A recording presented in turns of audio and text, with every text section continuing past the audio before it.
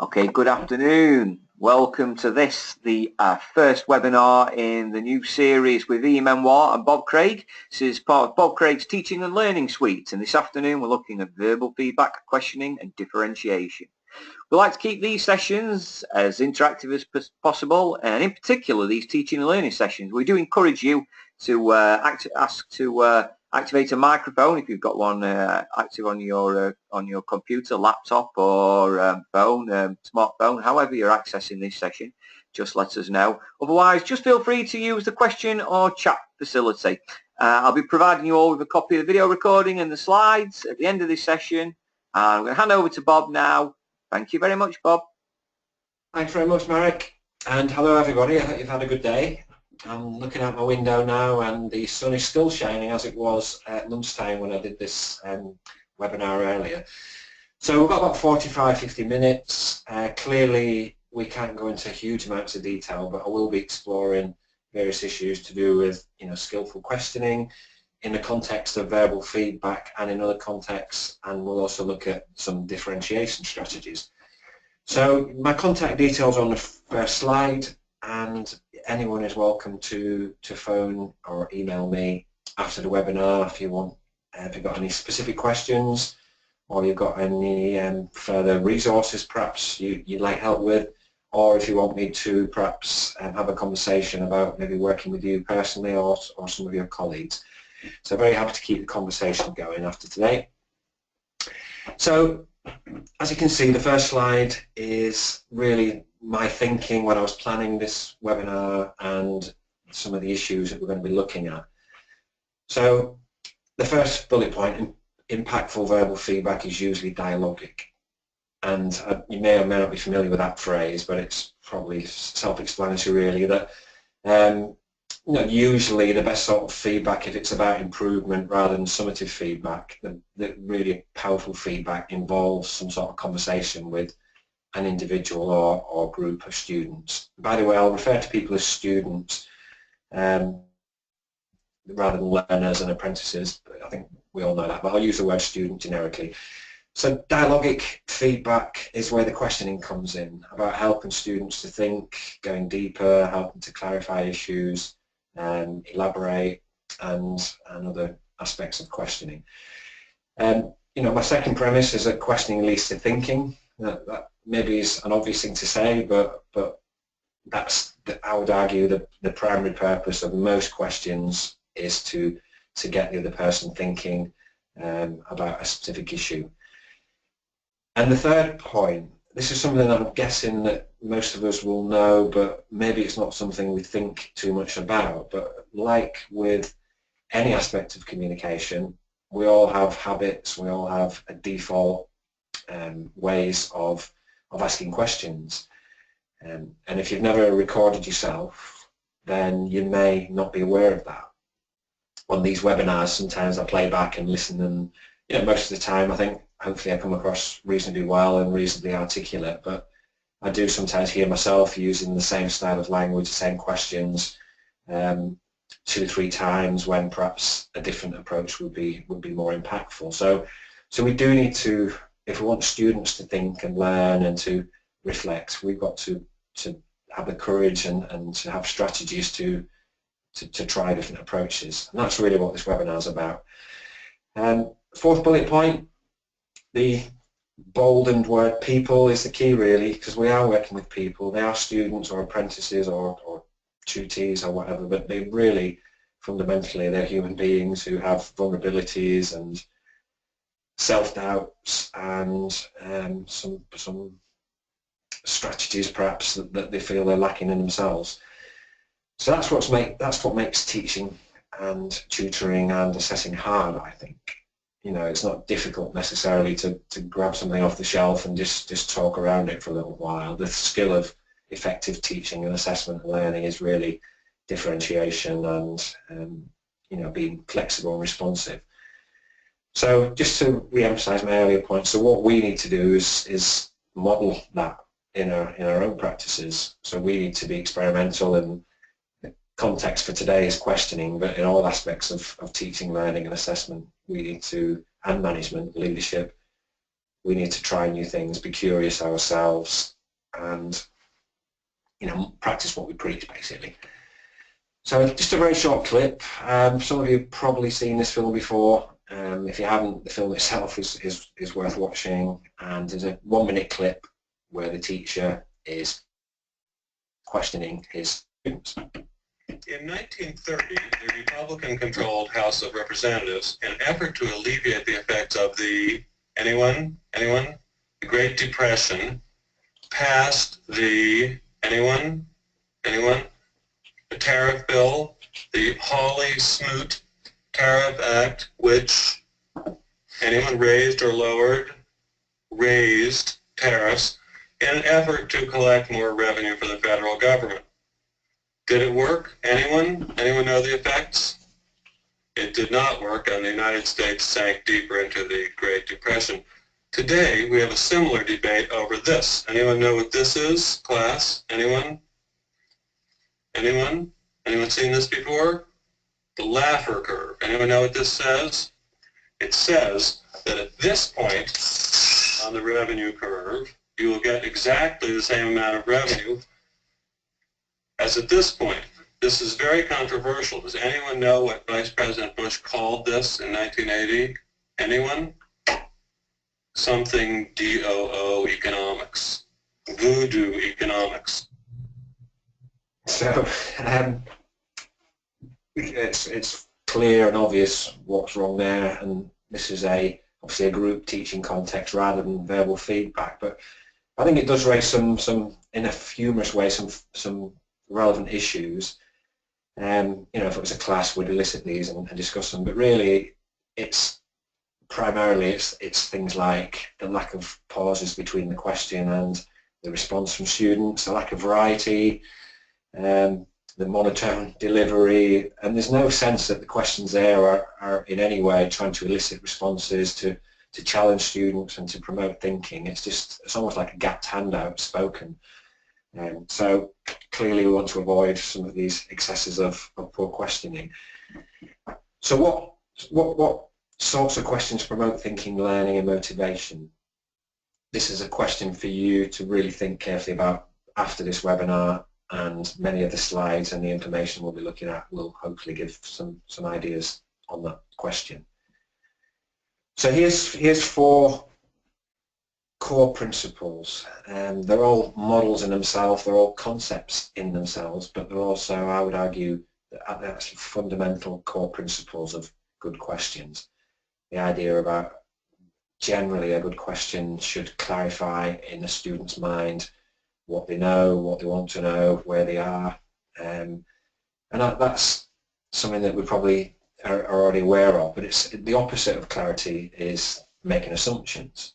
And sometimes when we're working with an individual, when we're giving feedback, they might say something to us like, I don't understand, or I'm unclear, or I don't get it, and then we jump in and start giving advice and start explaining things to them.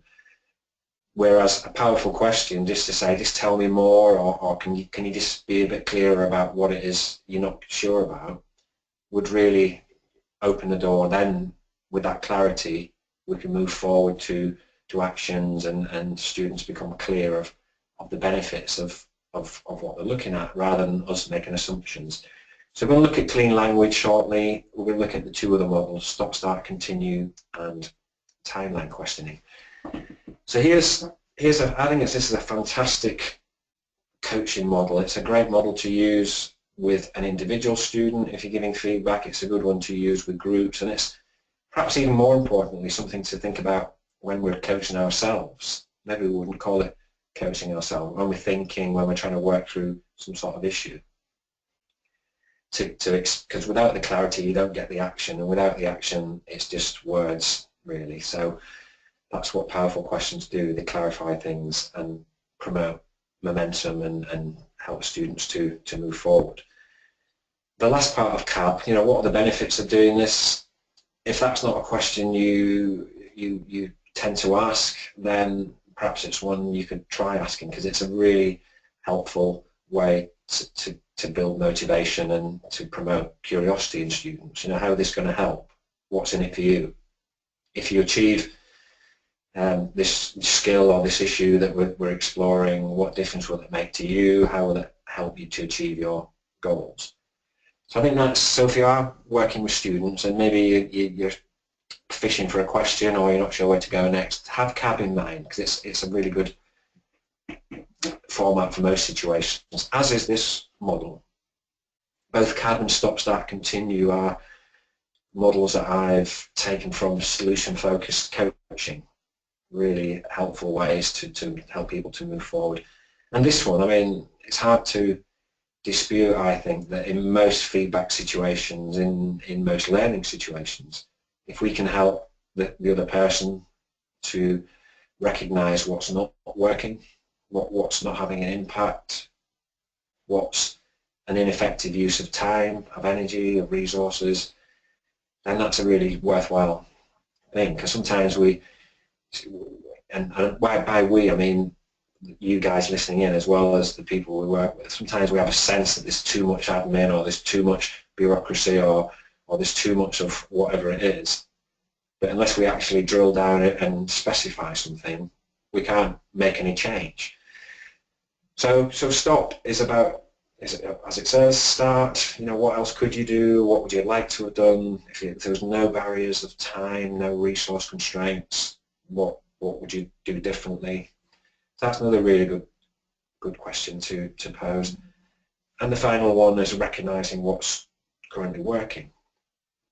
You know, talking to individuals about what they do well and then trying to translate those skills, those attitudes, those behaviors to other contexts. Sometimes we just pinball around and some things we're good at and some things we're not good at, but unless we actually stop and reflect and do something like a stop, start, continue on ourselves and with others, then it's hard to improve and to engage in purposeful practice next time and to learn. Clean language, the example I've given is, you know, someone says, if a student says, or a member of staff, if you're a manager listening, it's the same sort of issues when we're giving feedback to staff as it is to working with our students. Someone says, I keep running up against a wall. Now, nothing wrong with a bit of humour, is a bit of banter. Why miss an opportunity for humour? So someone says, you might say something like, you'll get over it, mate. But you know, once you get beyond the initial pun, the initial humour, in reality, it's not going to help that person to understand their situation. They're not going to feel listened to necessarily, and you're not going to help them to move forward. So there, if you look down the left, there's some examples of clean language questions.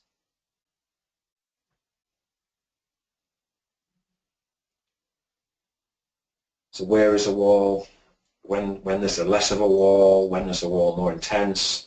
Can you give me examples of the impact of that wall? So we're actually mirroring back, reflecting back the language that the person is using and giving them the opportunity to tell you more about it. You know, we might assume that the wall is because they've missed a few lessons or because they haven't been concentrating for the last 20 minutes or something. But in reality, the wall might be also, it could be any number of things, couldn't it? Psychological issues, problems at home, financial problems, could be a safeguarding issue. The wall could be they haven't really understood the foundation knowledge that they need to move forward. So it could be anything, and if we don't use clean language, sometimes we miss what the real issues are. If you're interested in this, just go online, or you can email me afterwards. I've got more information about clean language, or you can just Google it and find out more about it. It's a fantastic way to work with other people to help them to gain clarity.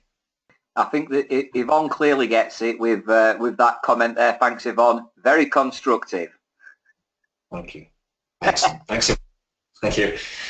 And then the final model of the, going back to the one I showed earlier with the 4 areas, this is something that really resonates with me personally, and I've noticed has a really big effect when I'm working with different people.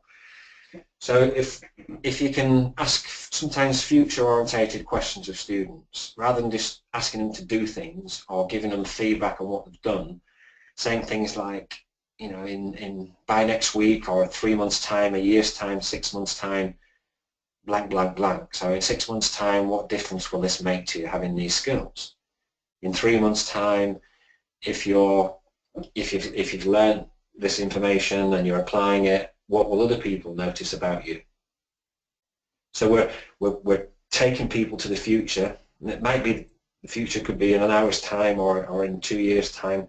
Take them to the future and help them to try and visualize what difference the skills, knowledge, habits, behaviors that we're exploring with them will make to them. And even the other question that I ask, not just what they think it will make to them, but if they can almost step above themselves and say, what will other people notice about me? And that can be really compelling, really motivational. You know, so we do a lot of work in organizations, don't we, about smart targets. And sometimes, and we need smart targets, by the way, I'm not dissing smart targets, they need to be specific and measurable, but sometimes that's almost seen as an endpoint. You know, you get your smart targets, put it on your learning plan for the learner, the study program, the self-assessment report, we've got our smart targets, and that's fantastic, that'll look magnificent. But really, a target is meant to motivate and drive and compel people towards something. So these future-orientated questions can do that. Then past questions. So we ask that individual or the group to say, you know, when have you done something similar? What have you done in the past that's relevant to what we're doing now? You know, when have you demonstrated resilience? When have you used the sorts of skills that we're looking at today? And that's just because we forget things. You know, everyone listening in now, I forget things, so it's one of the good things about meeting up with your pals. I've got a few pals who've got photographic memories, and then they say, oh, do you remember when we were in Scotland in '98? And then things come back to you, and either it makes you chuckle, or you maybe actually learn something from what happened in '98 in Scotland.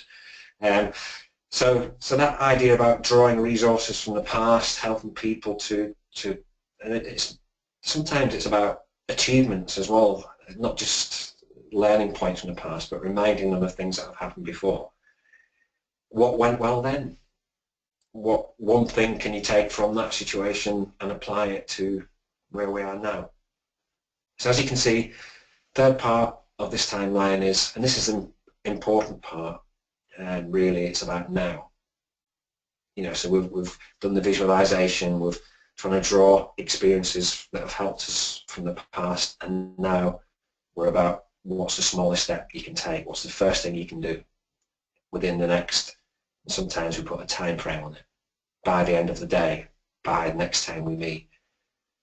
And it is, you know, this idea about small steps, marginal gains, building momentum in students, helping them to progress. You know, a good question helps them to be crystal clear in their own minds the next thing they're going to do, and then, you know, once people get going, they're more likely to keep going and to be resilient. And if they just think, oh, there's too much going on, I don't know where to start. It's raising a couple of points as well from the attendees here. Like Julie suggesting it can be sometimes difficult to get young people to look into the future. It'd be interesting to hear, Julie, if you have had any luck, and what sort of techniques or questions you perhaps do use in order to get through there. And as Keith is just saying here, you know, the past link to prior learning and experience, which can be used to enhance the learning. Absolutely. Definitely. That's the point of it. Well, that's nicely put, Keith. More eloquently than that. So that's exactly what it's about. And I mean, the future, none of these techniques are going to work with everyone and every time. But if we just reflect on how we interact with students, sometimes we're like I'm doing a lot of work with maths and English, for example, at the moment, and we can stand at the front and say to a group of students or an individual, you know, these skills are going to help you in the future. They're going to help you in the workplace. If you become a parent, you'll be able to support your children. We can try to advocate things to, you know, all day, but it probably won't have the impact than if we really get the student to think through things for themselves about how this is going to benefit them in some way.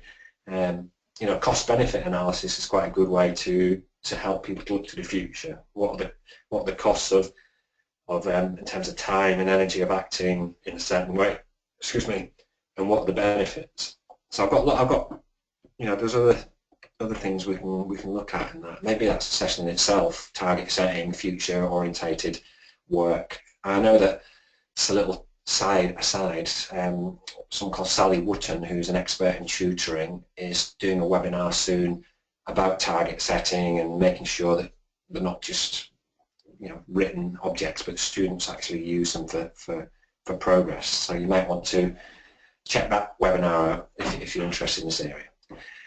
So these are my top questions, the ones that I like the sound of, that tend to have the biggest impact. For me, you'll have your own, and please chip in with your own.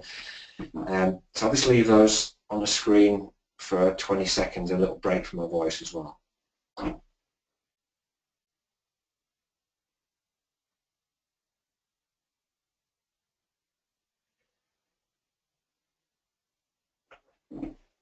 Who does this well?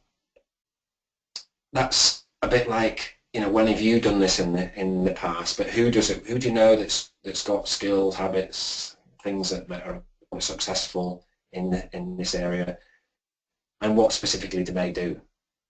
You know, sometimes they won't know, but sometimes they might actually have a friend in mind or someone famous, and if they can sort of not just admire them for being good, but actually deconstruct what other people are doing, their success behaviors, and maybe just identify one thing that they can apply themselves, then that's been a great question. Is this a fact or your opinion?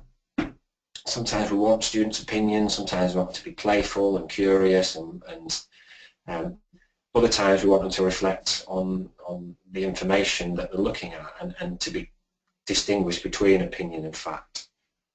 And so most of you probably be aware this is quite a hot political issue at the moment as well. So we're not just helping students with their studies and to be, you know, critical users of information, and not just buying everything that they read or that they see, but they're actually asking that question, and we're asking them that question. As you, but I don't want to get distracted onto DJ Trump, but that idea about anything that he disagrees with is fake, you know, I think that's a really dangerous concept for people to buy into, because some things do have a more foundation in evidence and fact than others. And I think it's one of the most valuable things that educators can do when working with students, is to know the difference between you know, informed information and opinion. So lots of other questions there. What did you notice about? Top right, if we can get students to become more aware, you know, that's another question you could ask. You could replace notice with what were you aware of, so that they become more able to reflect. That's a powerful question. And this one, when a student says they don't know, it might seem a bit odd, but if you come back with, if you did know, what would it look like? What would it enable you to do? What would it help you with? So they might give you a strange expression initially. I've just said I don't know, and you will get that response from some. But sometimes this is called the magic question. I've heard it referred to that in sort of coaching websites and so on.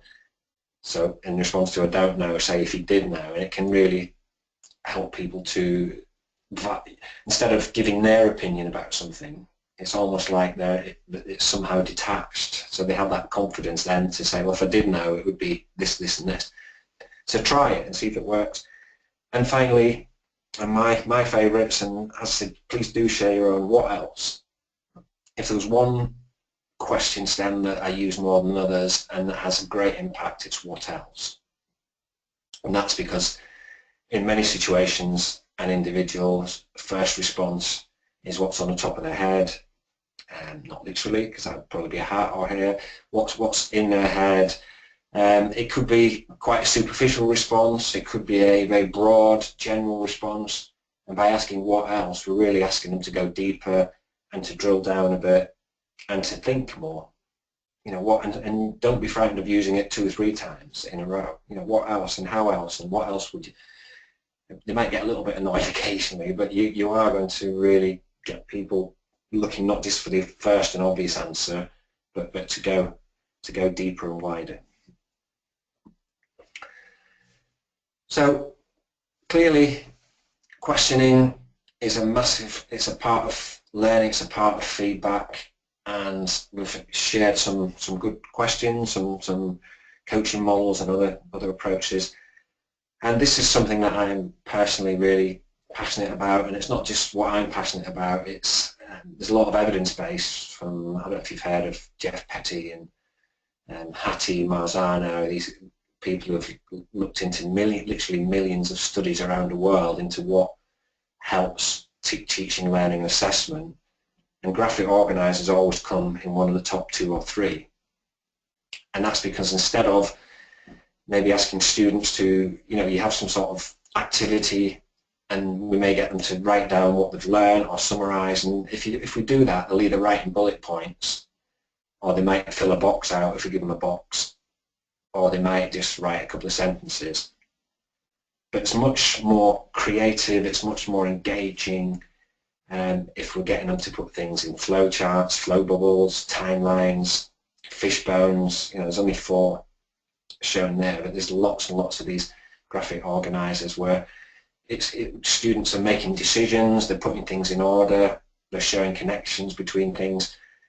And the value of that, as well as being engaging for students and challenging for them, it enables us to give quick, in the moment, precise feedback on the basis of what the connections that they're making, rather than during discussions where the same people are talking and it's quite easy to be passive in most cases. So I think I'm coming back to graphic organisers in 1 or 2 of my later webinars. So hopefully you'll look research yourself and maybe tune into other webinars on this subject. I think Keith, by the sound of things, you're a fan of the graphic organisers and encouraging the group work as well, hey? Yeah. Go on, Keith. Do you want to mic up, Keith, and explain? Yeah, if anyone would like to mic up, just let me know. Either pop it down in the question box there, or just raise your hand, and I'll be more than happy to unmute you, and I can do that for anybody else as well. It gives me a chance to have a slurp of water as well. It does that. It does that. So sometimes Bloom's taxonomy brings about a groan from people. It's one of these. It's most of us might have heard of it or received training before, and if you haven't, then it is worth checking out, because the idea is that as you higher up the pyramid, the questions that we ask, if it is questioning, or the activities that we set students, if we talk about, you know, the tasks that we set them in terms of differentiation, for example, as you go up, they're more challenging.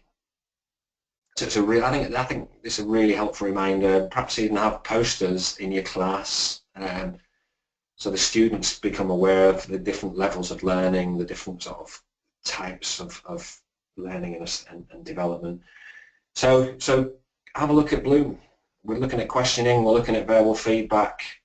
You might start near the bottom and ask a student to summarise something, and then you might ask someone else, or you might ask that student to say, and where would you apply it, and what are the pros and cons of this. So it's quite a useful scaffolding to help us ask targeted questions of different students.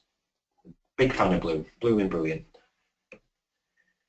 So want to focus on some differentiation strategies now, if that's okay. So I'll just leave that up for about 20 seconds again and let you have a scan through the points, and then I'll expand on a few of them shortly.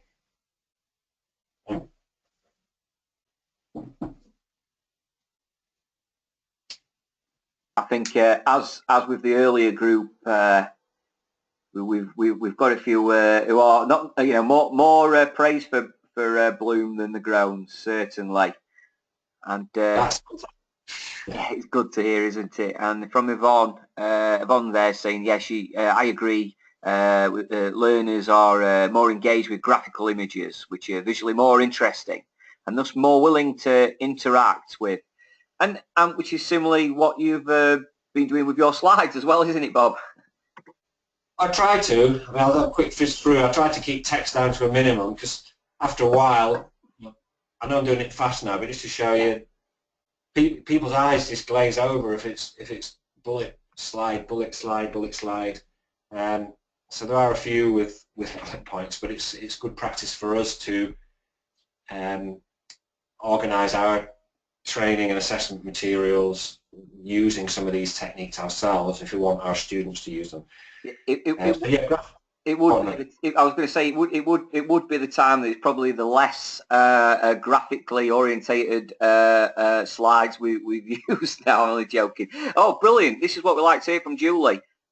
Bloom is awesome. Excellent.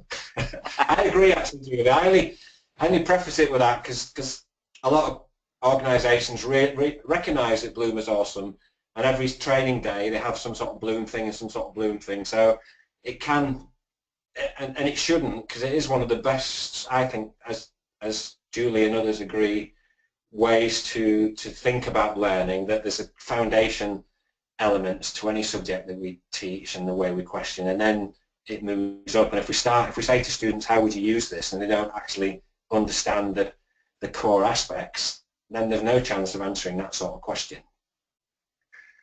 So yeah, big Bloom fan myself. So clearly you guys are all from different areas and different teaching and managing in different contexts, so I can't really do a sort of targeted demonstration about differentiation strategy. So here's some really core principles that I'll talk around, and you guys can chip in on and give your own examples. So the first one's self-explanatory. You can have different deadlines. The second one, I've done literally hundreds of work-based and teaching observations in the last 10 years or so, and some of the best sessions I can recall, and Ofsted love this as well, by the way, is where there's close working between the teachers and the support workers, so learning support assistants, or whatever term you use in your organisation. And this is a great way to differentiate. So if there is support in your training sessions, then that support, as long as there's clarity between what you're doing and what the support workers are doing, then that works really well together. Where there isn't, I've seen it a few times. I'm not blaming any particular person or anything, but often it's clear there's been no discussion and there's no synergy between what the support workers are doing and what the teachers are doing, and therefore no differentiation, no effective differentiation. Extra responsibility, a great way to differentiate. If people finish something early, or if people are working within the comfort zone in your sessions, then it's not, don't just give them more of the same, by the way. Sometimes finishing early or working hard shouldn't be a punishment. The next thing that they get should be more challenging in some ways, or give them responsibility, like peer mentoring. So we sit down with the students who are finished early, and we give them a little bit of guidance on questioning techniques maybe, and then they work with other students, maybe ask one or two of the questions that you have helped them to ask, and that can be really rewarding for people who are more advanced in their skills or more confident. If on a level 2 course, introduce the willing and able to level 3 tasks, or obviously whatever, if it's level 1 to level 2 tasks. And this is something else that's can be a real boost to students. So they're in your level 2 class and they're still doing the level 2 activities because they've got to, it's part of the course, it's part of the assessment requirements. But we're actually challenging them a bit by saying, this particular, I'd like you to aim a bit higher and explore with them the level 3 criteria, and that can be really rewarding and good for differentiation. The top right, I think sometimes we may overlook the importance of study skills, organisation, time management, note making. you might get some really committed, motivated, skilled people that we're working with who maybe, for whatever reason, don't lack study skills in certain areas. It might be research skills, it might be note-making skills. So if we're going to differentiate, we've got to be clear that if you're sending a student away to go and do some follow-up work because they've finished what they're doing or you want to extend them, we've got to not assume that they've got the skimming, scanning, finding things skills, note-making skills even. Can they use phones and dictaphones? Do they use mind maps, other graphic organizers? Do they know how to make notes, basically, rather than just scribbling everything down? So we might need to spend time with individual students if we want to set them free a bit and encourage independent learning. Individualized targets, sometimes there's a clear difference between the assessment criteria, which are often bigger and broader and statements of intent, and the actual individualized targets, which are usually about specific behaviors, small steps. So we need to, even if you've got objectives for the whole class or the whole group, we need to make sure that as best we can, within realistic, what we're capable of within a session, make sure that there's some students are working on their own targets. Out of class learning, one of the best ways to differentiate is to have high quality access to materials that students can access. And that's probably an obvious thing to say, but when I talk to groups of people and say things like, have you got a YouTube channel? Do you use a YouTube channel to do a bit of quality control, so you find really good clips from BBC Bite Size, from the Khan Academy, from professional, whatever your subject area is, find little clips, maybe video yourself, and put these on a YouTube channel, and then the students who want to go beyond the mandatory homework tasks can find out more detail. I think someone's shouting Moodle there. No, and Moodle's YouTube channels can link to Moodle. The problem with Moodles, and some organisations do it brilliantly. Other Moodle platforms, I've worked in about 6 colleges as a member of staff and I've been a consultant. Some Moodles just are cluttered with information. Some Moodle, access to Moodle sometimes the server can go down, sometimes it's not as intuitive for students to find things on Moodle. So having a YouTube channel as well, again, it's people's choice. I just think if we can use a resource that students are never off anyway, and the second biggest search engine in the world, then why not do that? But obviously that's individual choice. Group work. I mean, how do we differentiate? Every teacher, assessor, trainer would know that sometimes you put same ability people together and then set them some sort of task based on that, and sometimes we put mixed ability. But we don't always think about these other areas. So you can differentiate by mindset. Some students are prepared to step out of the comfort zone, to take a risk, to make mistakes, to reflect.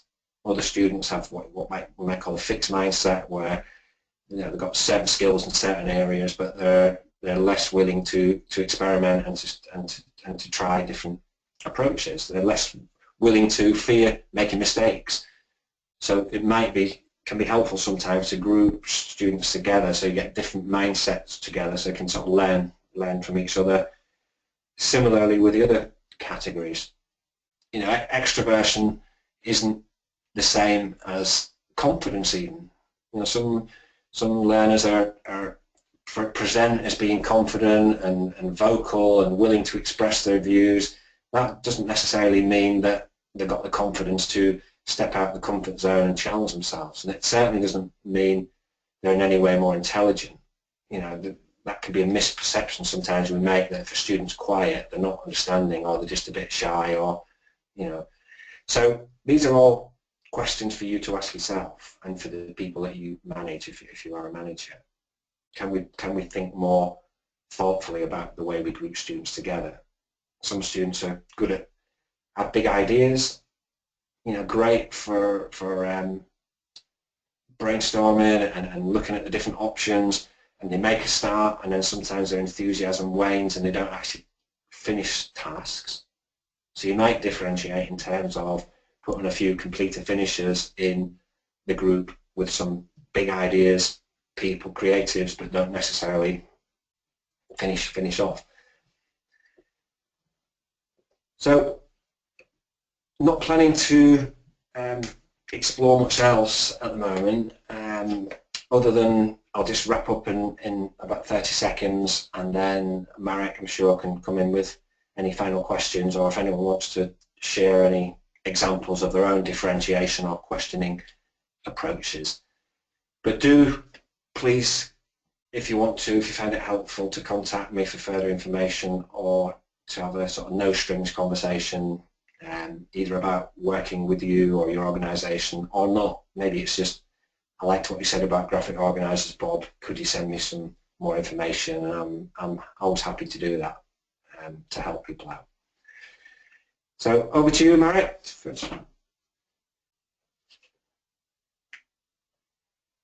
You caught, like I say, you caught me again typing a response and trying to unlock them, unmute myself at the same time.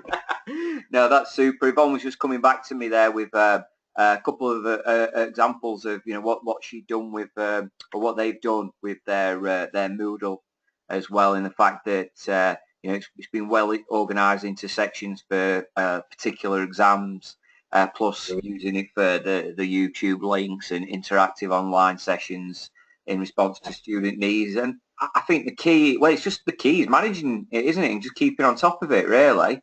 And like you say, it can be the best thing in the world if you're using everything correctly and really keeping it organised. But I think similar to yourself as well, Bob, and I think I might have worked at one of those establishments around about the same time, or with you, when the Moodle wasn't the best organised, really, and it was a bit of a minefield and just a bit of an afterthought, really. Yeah, a lot of organisations are debating cloud and, yeah, you know, different ways of. I mean, the bottom line is what we want students to do is to access high quality materials. Yeah. And if they're doing that through Moodle or doing that in any way, then fantastic. But yeah. but it's just not, doesn't quite time. I know I'm generalising because Yvonne probably does this really well, and some of the others do. But generalisation, but it just doesn't offer. Students aren't as likely to go to Moodle and be able to navigate and find things as they are if you have a class or even a curriculum area YouTube channel that they'll check on the phone as they're going to, sat on the bus going into the training organisation or college, and they'll maybe look at a few short clips to prepare them for the lesson. Or so it's about you guys trying things out, experimenting with what works. Yeah, no, I mean, I use the YouTube myself, even for some you know, current examinations I've just been taking myself, you know, for some additional study that I was doing. And you're right there, it's the just arriving and just popping up a quick bit of revision on the YouTube, and it's there. It really does help. And to be honest with you, it's actually some of our tutors who prepared that in the you know, in the correct way, and it doesn't take that much time to do that either, actually. So. Yeah, it's quite useful. Getting some good feedback though. Everyone seems to be. Oh, what's this? Google Classroom site may be the way forward. Julie's saying there. Right. I'm not as familiar with that, so I'll check that one out. Thanks, Julie. Yeah, I know there's going to be a couple more that are coming down the line. Anyway, I think we'll be watching out for what Zuckerberg's got up his sleeve. I don't want to spend too long just on YouTube because that isn't the main topic, but I mean, in essence, it is this business of utilising the technology that students have. Most of them, not everyone clearly, so we need other ways, but most students have a smartphone or they certainly have a friend does, and if they can access materials quickly in an intuitive way, and we're somehow doing some quality control, so we look at other YouTube clips and put them into our area, and then do maybe some little videos of you explaining something or you questioning someone, whatever the topic is that you're involved with, then you've got a go-to place. And that's the point of, as I say, I don't know Google Classroom, but if that does that job, then fantastic. I haven't got shares in YouTube or anything, but it's just, I just think it's wonderful. You can find anything on there, can't you? Any go your favourite band from 1994 or something, and you put it on YouTube and you find it, just as you can find any aspect, anything to do with teaching and learning, basically.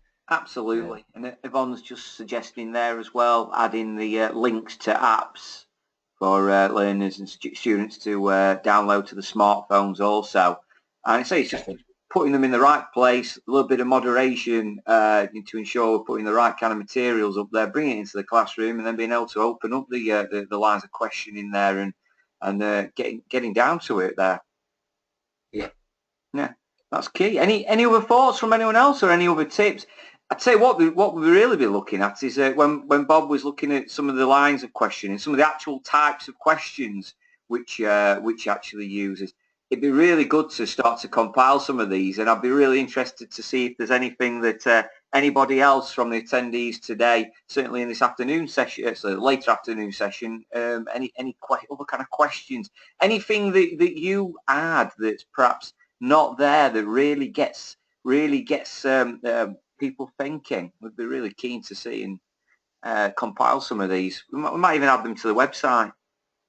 Well, someone in the one I did at lunchtime said, what does success look like? And that's quite a good question, isn't it? Brilliant. Because even if whatever the other person says, your next question is about drilling down. So they might say something really precise, and then you sort of follow up with some of these things. You know, how else, what else? Tell me more about that. So it becomes dialogic. Yeah, that's brilliant. So any other thoughts? So what I'll do, I'll stop the recording now as well. You'll all be receiving a copy of the video recording along with the slides there, and I really encourage you to share